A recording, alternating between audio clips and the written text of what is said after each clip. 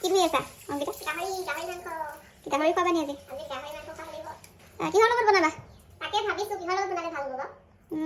আজি নহ'লে হেৰি কৰা, কমলাৰ লগত খালোঁ, তিলৰ লগত খালোঁ। আজি হেৰি কৰা, অকণমান আনকমন ৰেচিপি এটা বনাই দিয়া। আজি আঙুৰৰ লগত বনাই দিয়া। ঠিক আছে।